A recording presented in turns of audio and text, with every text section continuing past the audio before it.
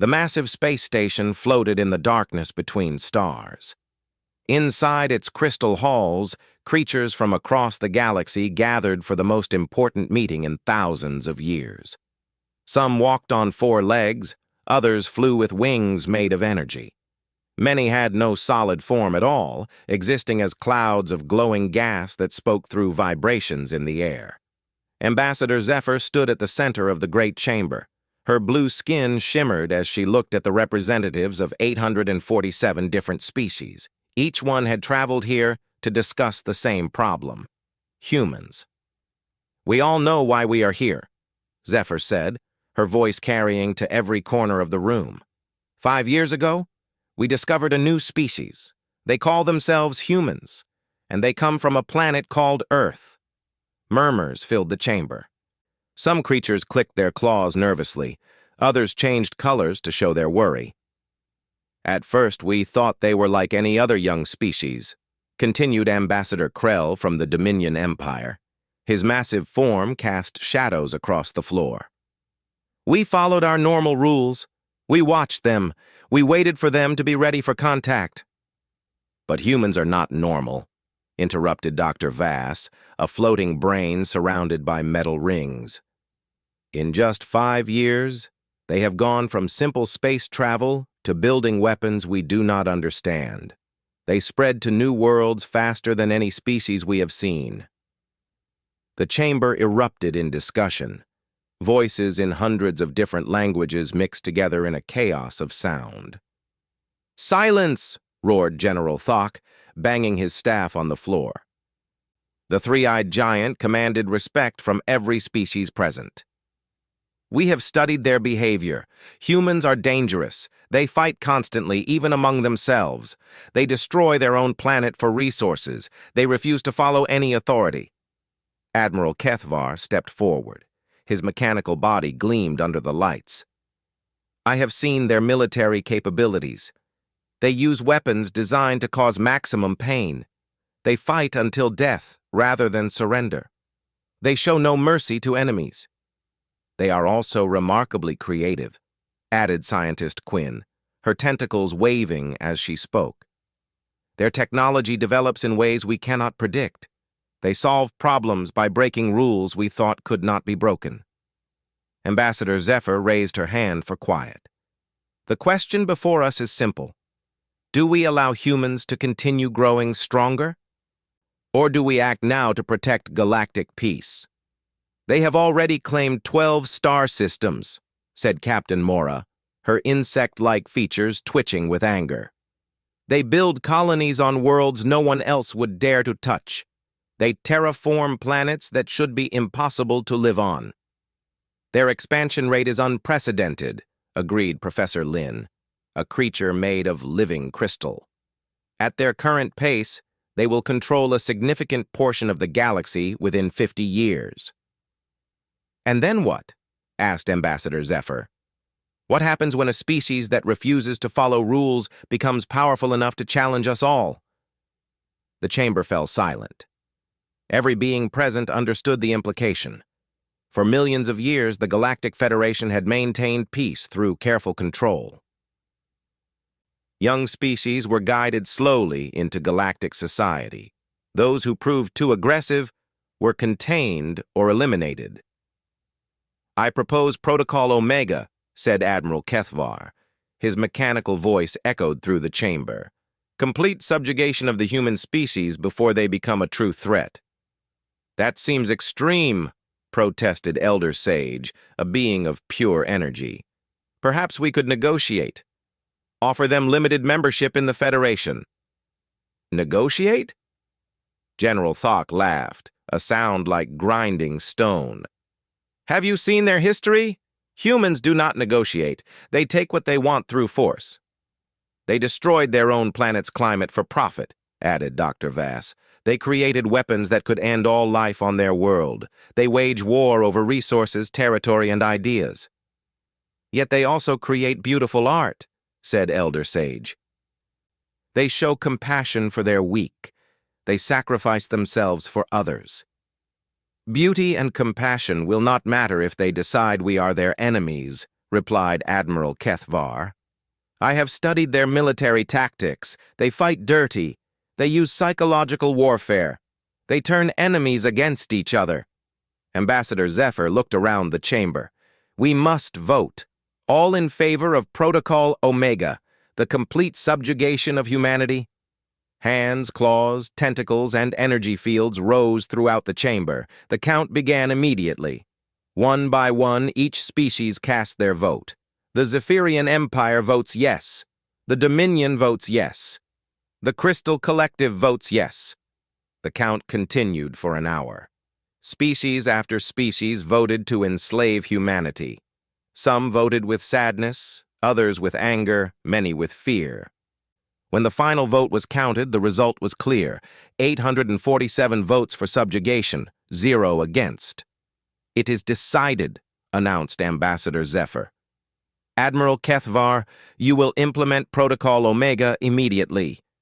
The mechanical admiral nodded. "My fleets are already moving toward Earth. The operation will begin within 72 hours. "Remember," said General Thawk, "this is for the greater good. One species must suffer so that hundreds of others may live in peace." "The humans will understand eventually," added Dr. Vass.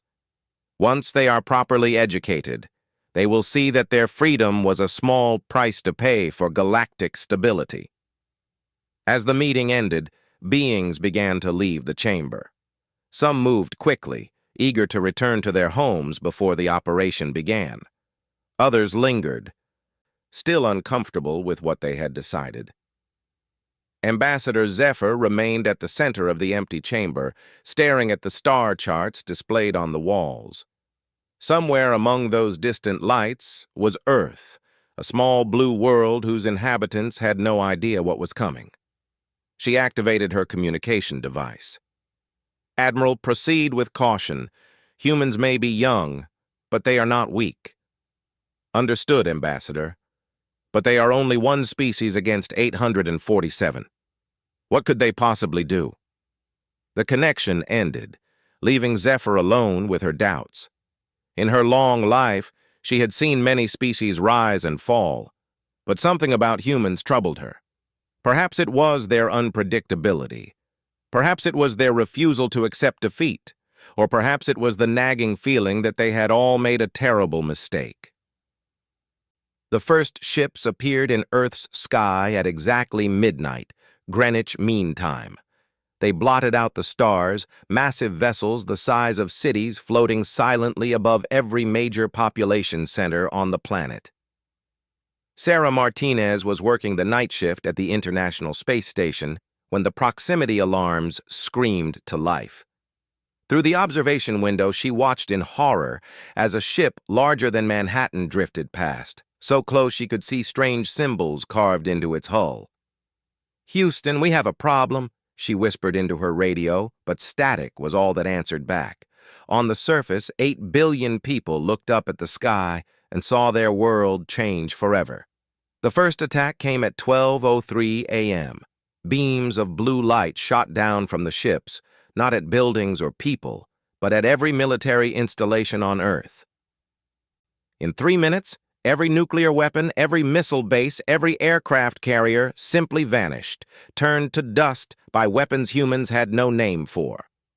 President Chen stood in the White House Situation Room, staring at screens showing the destruction of America's entire military capability. Generals shouted orders that meant nothing. Admirals tried to contact fleets that no longer existed. "Sir," said his chief of staff, her voice shaking, "they're broadcasting on every frequency." The main screen flickered, then showed a creature unlike anything humans had ever seen. It stood on 2 legs but had 4 arms and skin that shifted colors like oil on water.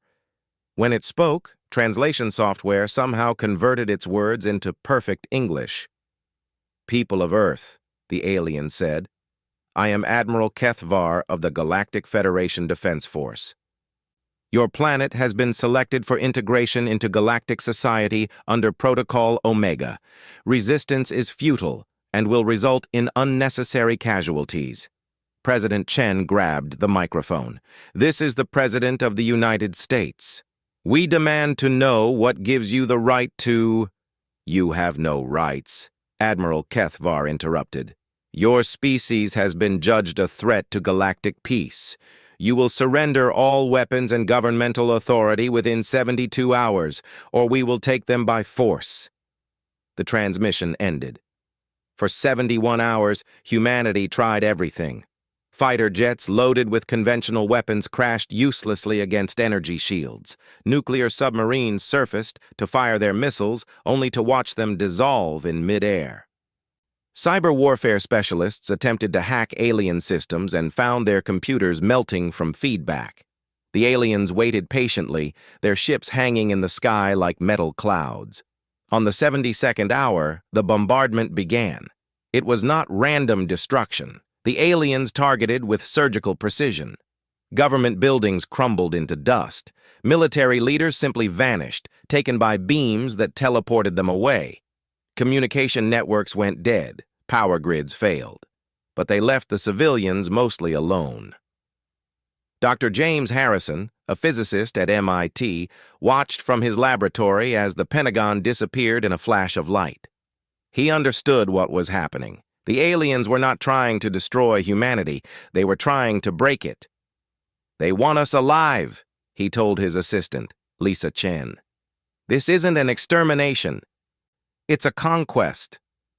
Within hours, provisional governments appeared in every major city. Humans who spoke alien languages perfectly, despite never having heard them before. They announced new laws, new rules, new reality. "Citizens of Earth," said the new governor of North America, a middle-aged man who had been an insurance salesman the week before. "The Galactic Federation offers you protection, food, and purpose. All you must do is obey." Resistance movements formed immediately. Colonel Marcus Reed, a former Navy SEAL who had been on vacation when his base vanished, gathered survivors in the ruins of Detroit. Dr. Sarah Chen, who had been presumed dead when Beijing was attacked, escaped into the underground tunnels beneath the city. But every time they tried to fight back, the aliens were ready. Somehow, they knew where the rebels would strike before the rebels knew themselves. Ambushes were waiting for ambushes. Supplies were captured before they could be distributed. The aliens had technology that could read human minds, predict human behavior, and counter human tactics before they were even formed. Slowly, the spirit of resistance died. Work camps appeared across the planet. Humans were sorted by their skills and assigned new purposes. Engineers were sent to asteroid mining stations. Farmers were relocated to alien agricultural worlds. Children were separated from their parents and sent to education centers where they learned alien languages and alien values. Earth's population began to shrink. Some died from despair. Others vanished into space, shipped to distant worlds as cheap labor. Within 6 months, half the planet's people were gone. The remaining humans learned to keep their heads down and follow orders. They worked in factories that produced goods for alien worlds. They harvested Earth's resources under alien supervision. They spoke in whispers about the old days when humans had been free. Maria Santos worked 16 hours a day in a processing plant in São Paulo, turning Earth's forests into building materials for alien colonies. She remembered when her daughter had dreams of becoming an astronaut. Now her daughter lived on a distant planet, learning to serve alien masters. "This is not living," she whispered to her co-worker during their brief break. "This is just waiting to die." But even as humanity seemed broken, something else was happening. In the deep places where aliens rarely went, small groups of humans continued to gather. They shared stories, memories, and most importantly, they shared their anger. Dr. Sarah Chen had not given up. Hidden in abandoned subway tunnels beneath Beijing, she worked with a small team of scientists who had escaped the initial roundups. They studied samples of alien technology, looking for weaknesses. "There has to be something," she said, examining a piece of alien metal under a microscope. No species is perfect. No technology is unbeatable.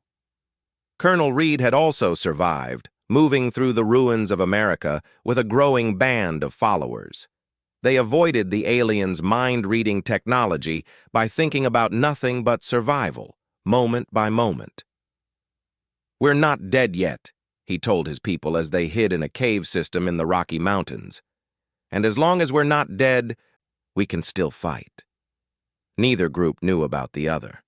Neither group knew that across the planet similar groups were forming in the darkness. Humans who refused to accept defeat, who carried the spark of rebellion in their hearts. The aliens believed they had won. They reported back to the Galactic Federation that Earth had been successfully pacified. Human resistance had been crushed. The threat had been eliminated. They were wrong. In the deep places, in the hidden spaces, in the hearts of humans who remembered what freedom felt like, something was growing. It was small now, barely visible, but it was real. The aliens had made one crucial mistake. They had assumed that breaking humanity's military and government meant breaking humanity itself. They had never considered that humanity's greatest weapon was not its technology or its armies. It was its refusal to stay broken. 2 years after the conquest, Dr. Sarah Chen made a discovery that would change everything. She was working in a hidden laboratory built in the ruins of an old particle accelerator, deep underground where alien sensors could not reach. Her team of 12 scientists had been studying human brain patterns, trying to understand why some people seemed better at hiding from alien mind readers than others. "Look at this," said Dr. Kim, pointing at readings on a makeshift computer screen. "The brain patterns are completely different when humans are under extreme stress." Sarah leaned over the data. What she saw should have been impossible. Under normal conditions, human brains operated in predictable patterns that alien technology could easily read and predict. But when humans faced life-or-death situations, something strange happened. Their brain waves began to split into multiple frequencies simultaneously. "It's like the brain is existing in several states at once," whispered Dr. Patel, a quantum physicist who had escaped from New Delhi. "But that should only be possible at the subatomic level." Sarah felt her heart racing. What if it's not just brain chemistry? What if consciousness itself can exist in quantum states? The team worked for weeks, testing their theory on volunteers from the resistance groups hiding in the tunnels. They discovered that humans under extreme pressure could somehow split their awareness across multiple probability streams. It was as if their minds could see different possible futures and choose between them. Meanwhile, on the surface, Colonel Marcus Reed was learning to use these abilities without understanding the science behind them. His resistance cell had grown to over 300 people, moving through the American wasteland like ghosts. They had learned that thinking too hard about their plans would alert alien sensors.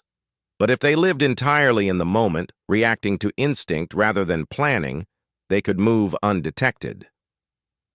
"Don't think about where we're going," Reed told his team as they prepared to raid an alien supply depot.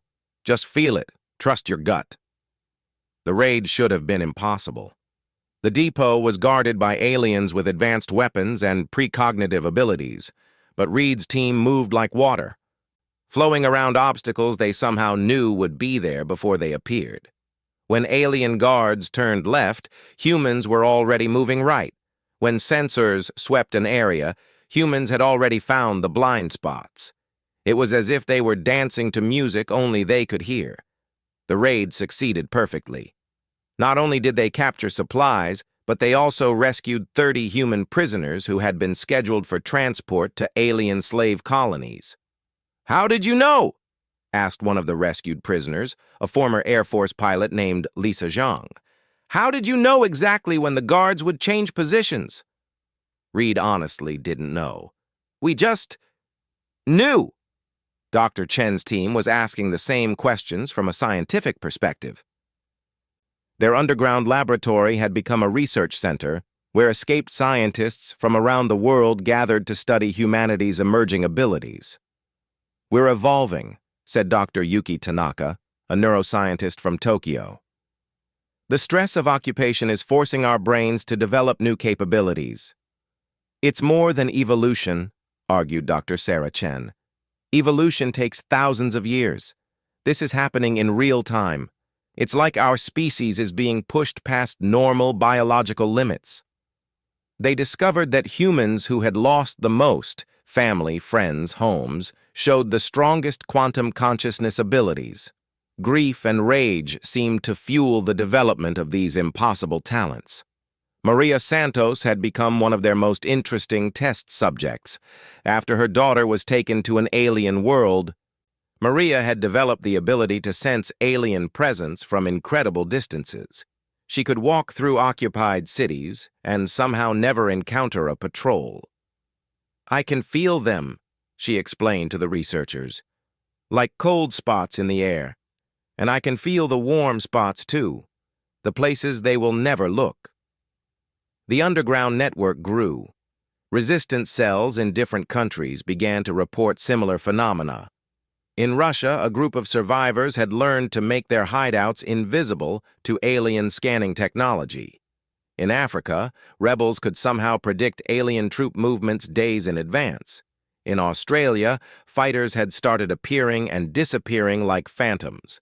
The aliens noticed the increased equipment failures and statistical anomalies, but blamed their problems on inferior technology adapted for primitive planets. They never suspected that humans were developing abilities that violated known physics. Dr. Chen's team made their greatest breakthrough when they realized that quantum consciousness could be shared between individuals. Humans who were emotionally connected, family members, close friends, people who had suffered together, could link their quantum states across vast distances. "We're becoming a hive mind," said Dr. Kim, staring at the data in amazement. "But not like insects. Each person keeps their individuality while sharing awareness with others." Reed's resistance cell tested this theory during a mission to rescue prisoners from a camp in Colorado. Team members spread across 3 states somehow coordinated their actions perfectly without any communication devices. When one person spotted an alien patrol in Denver, team members in Wyoming immediately changed their routes even though they had no way of knowing about the danger. The mission succeeded beyond all expectations. Not only did they free 500 prisoners, but they also captured an alien communications device and several advanced weapons. For the first time since the invasion, humans had alien technology in working condition. Dr. Chen's team studied the captured devices and made a shocking discovery. Alien technology was designed around predictable logical consciousness patterns. It simply could not interface with minds that existed in quantum superposition. "Their technology reads consciousness like a book," explained Dr. Patel. "But human consciousness under stress becomes like a book written in multiple languages simultaneously. Their systems can't process the contradictions." This explained why human resistance efforts had been so successful lately. Alien predictive systems were designed to forecast the actions of logical, stable minds. They could not predict the behavior of minds that existed in multiple probability states at once. The resistance began to plan something that should have been impossible: a coordinated global uprising. Using their quantum consciousness network, hidden groups across Earth started sharing information instantly across continents. Battle plans formed not through traditional communication, but through shared awareness that spread like wildfire through the human collective unconscious. The aliens noticed increased rebel activity, but interpreted it as random violence by a broken species. They could not conceive that the scattered, defeated humans were actually organizing the most sophisticated military operation in the planet's history.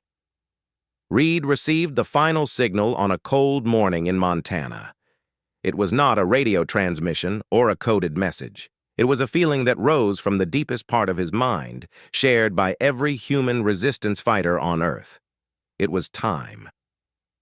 Today we show them, he told his team, that they never broke us. They just taught us to be something new. Dr. Chen felt the same signal in her underground laboratory. Around the world, 3 billion humans who had been hiding, suffering, and evolving in secret all received the same message at exactly the same moment. The rebellion was about to begin, and this time, humanity would not fight with guns or bombs or missiles. They would fight with abilities that no alien technology could predict, counter, or understand. They would fight with the quantum fury of a species that had been pushed beyond the normal limits of evolution itself. The uprising began at exactly 3:33 a.m., Earth Standard Time, on every world where humans had been taken as slaves. On the mining station Kepler 442b, 3,000 human workers suddenly stopped following their programming. Maria Santos, who had been shipped there 6 months earlier, walked through a solid wall into the reactor control room. The alien guards tried to stop her, but their weapons passed right through her body as if she was made of light. She placed her hand on the antimatter containment system and whispered, "Remember Earth." The explosion could be seen from 3 star systems away. On the agricultural world of Proxima Centauri C, former Air Force pilot Lisa Zhang led a group of human farmers in an impossible assault on the planetary control center. They moved like ghosts through laser barriers, their bodies flickering in and out of existence. When alien soldiers fired at them, the humans simply weren't there anymore. Zhang reached the terraforming controls and began to reprogram them. Instead of creating fertile soil, the massive machines now pumped toxic gases into the atmosphere. The alien colonists had 6 hours to evacuate before their perfect world became uninhabitable. On research station Epsilon Eridani, Dr. Yuki Tanaka had been forced to work on alien medical experiments. But as the uprising signal reached her quantum consciousness, she smiled for the first time in 2 years. The experimental equipment around her began to malfunction as her mind interfaced with the machinery in ways the aliens had never imagined possible. "You wanted to study human biology," she said to the alien researchers as their laboratory systems turned against them. "Let me show you what we're really capable of." But Earth itself became the center of the storm. Colonel Reed and his team materialized inside the main alien command center in what used to be New York City. They had somehow traveled 300 miles instantaneously, their consciousness quantum tunneling through space itself. The alien guards opened fire, but the humans were already gone, reappearing behind their attackers. Reed grabbed Admiral Kethvar's second-in-command and spoke directly into his translator device. "Tell your admiral that Earth sends its regards." Meanwhile, Dr. Sarah Chen emerged from the underground tunnels with her team of quantum physicists. They had been working for months on their ultimate weapon, and now it was time to use it. "Are you sure about this?" asked Dr. Kim as they approached the massive alien mothership hovering over Beijing. "No," Sarah replied honestly. "But that's what makes us human." She reached out with her quantum consciousness and touched the ship's computer systems. To the aliens, it looked like a small woman placing her hand on their hull. To reality itself, it was a quantum consciousness, hacking the fundamental code of the universe. The mothership began to age rapidly. Metal corroded in seconds. Energy systems failed as their quantum states became unstable. In minutes, the massive vessel crumbled to dust and scattered on the wind. Across the planet, similar scenes played out. Humans who had been broken and defeated were suddenly demonstrating abilities that violated every known law of physics. They walked through walls, teleported across continents, and turned alien technology against itself.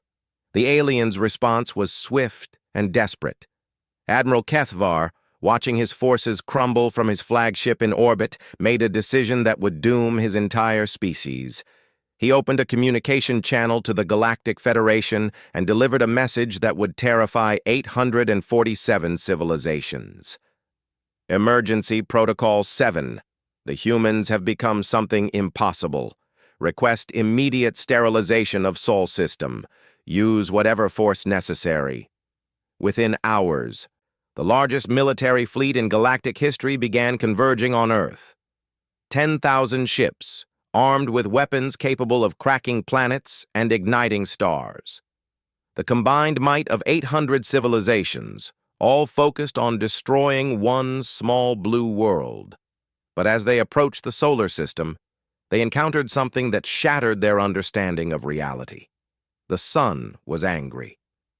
Dr. Chen's final project had been the most ambitious quantum consciousness experiment ever attempted.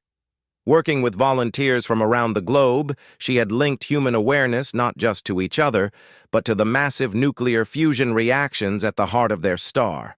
The sun pulsed with human rage. Solar flares reached out like grasping fingers, each one the size of Earth, seeking out the approaching alien fleet. Ships that had survived galactic wars and cosmic disasters found themselves being dragged into fusion fire by impossible gravitational anomalies. "This is not natural!" screamed Captain Voss of the Zephyrian battlecruiser as his ship was pulled inexorably toward the burning surface of the star. "Stars don't behave like this!" But the sun was no longer just a star. It was the embodiment of human fury, quantum entangled with the consciousness of 3 billion people who refused to accept defeat. Admiral Kethvar's flagship managed to reach Earth's orbit, but what he found there defied all logic.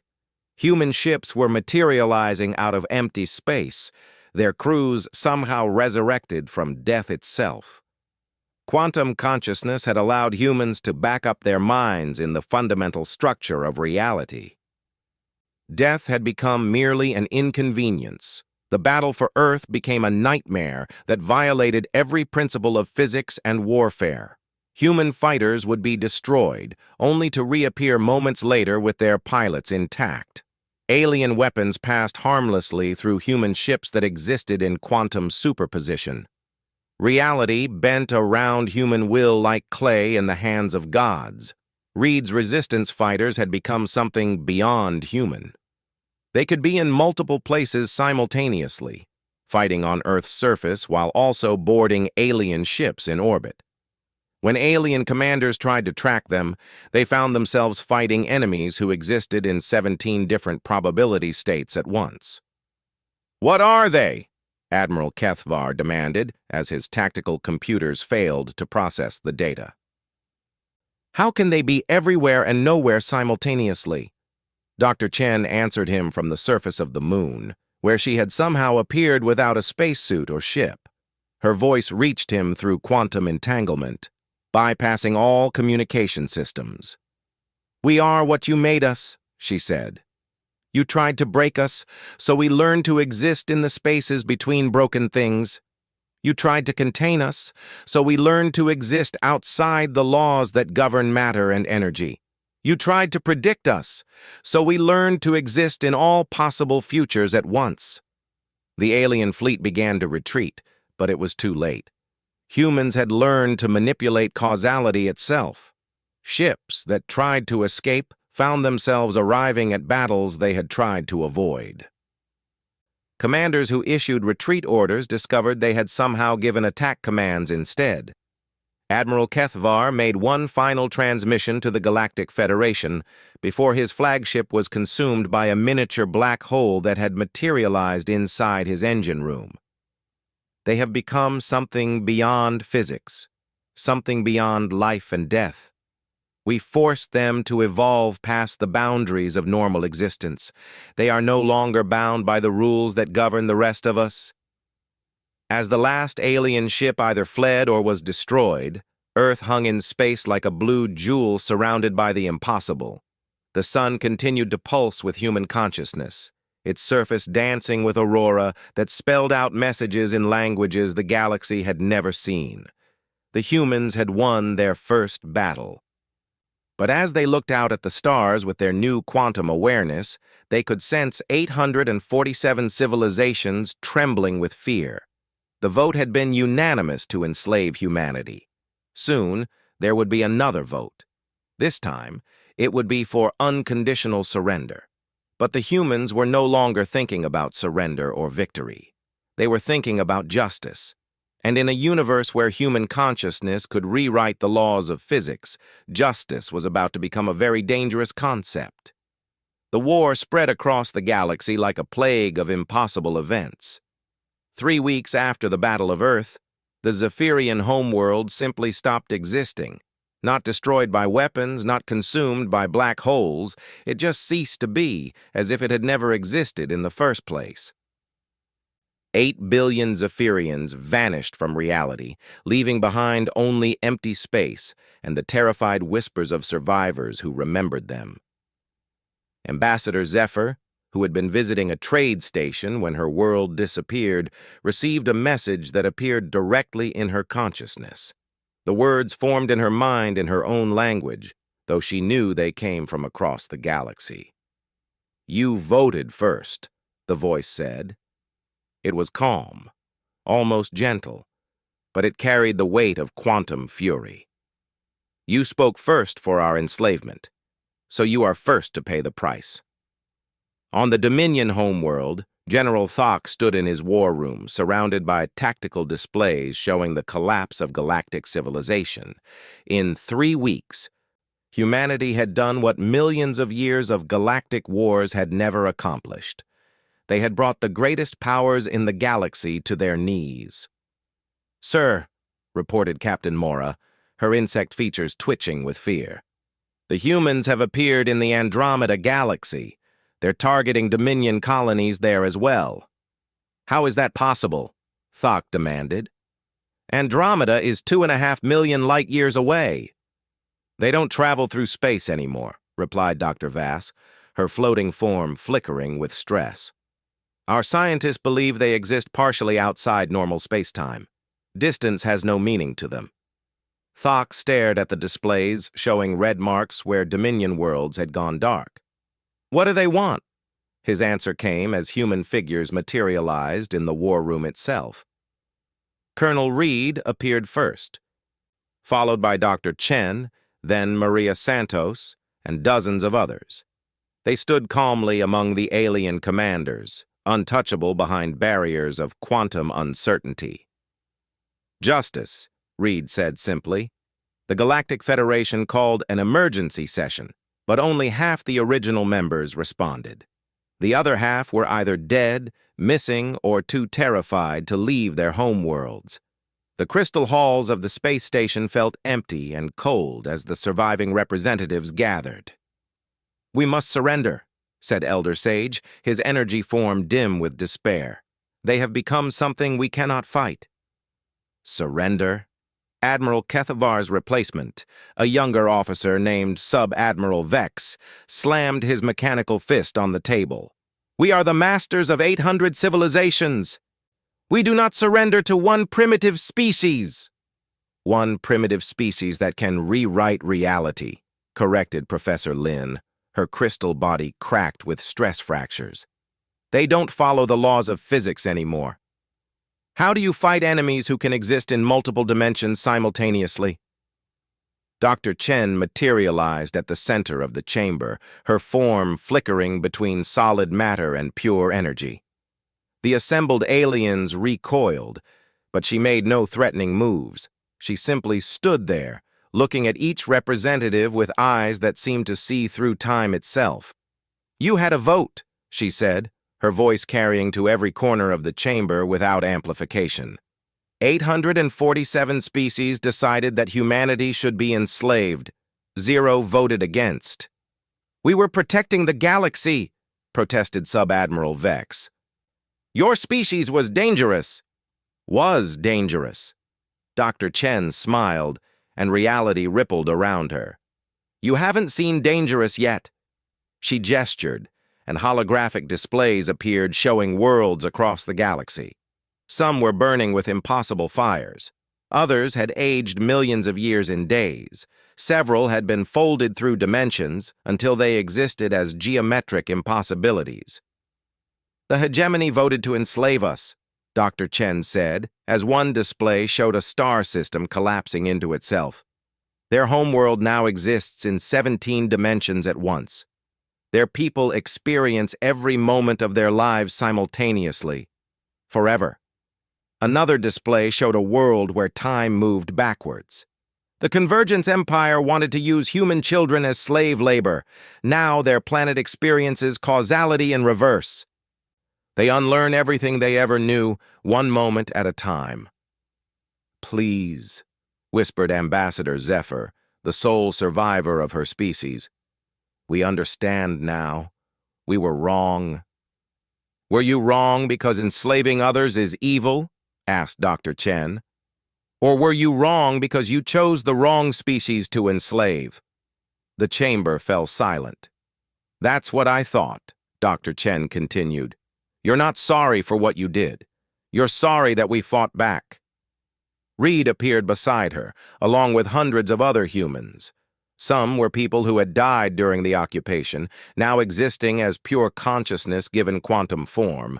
Others were children who had been taken from their families, their innocence replaced with cosmic awareness.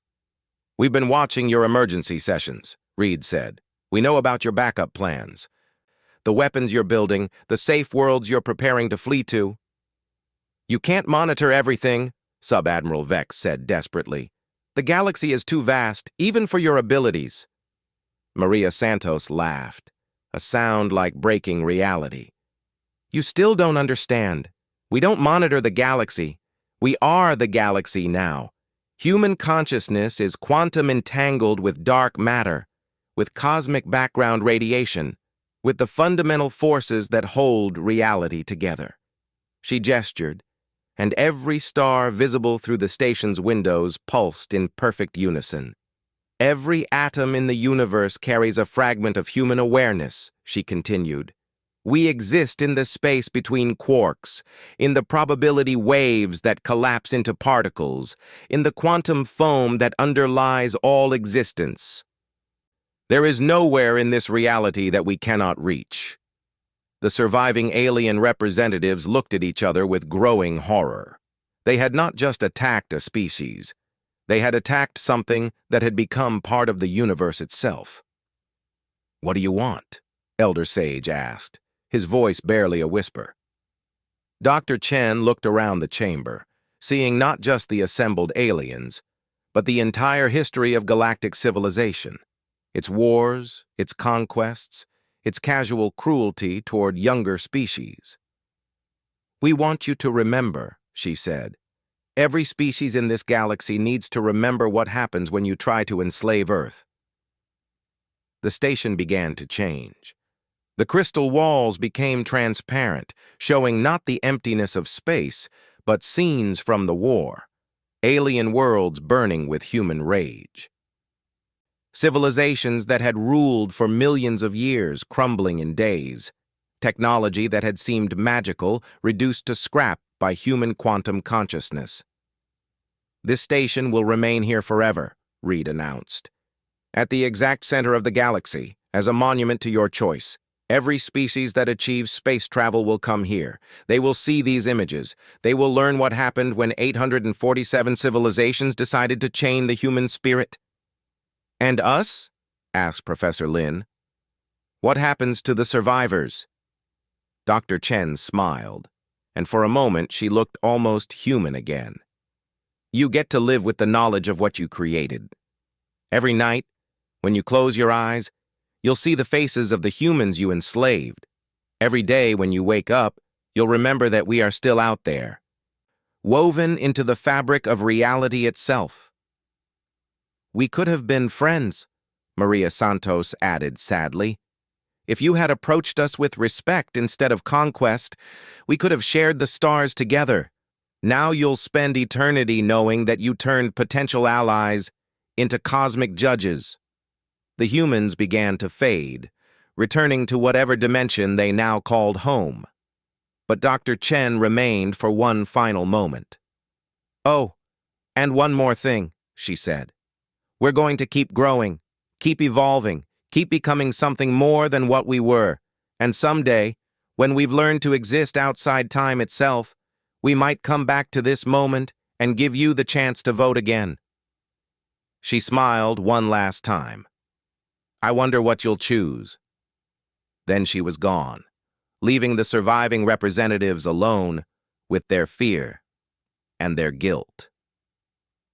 In the silence that followed, Elder Sage spoke the words that would become the new galactic motto: never again disturb the sleeping children of Earth. Outside the station, the stars pulsed in agreement, each one carrying a fragment of human consciousness that would watch over the galaxy forever. The vote had been unanimous to enslave humanity. Now humanity was unanimous in its judgment of the galaxy. And in a universe where human will could reshape reality itself, that judgment was absolute.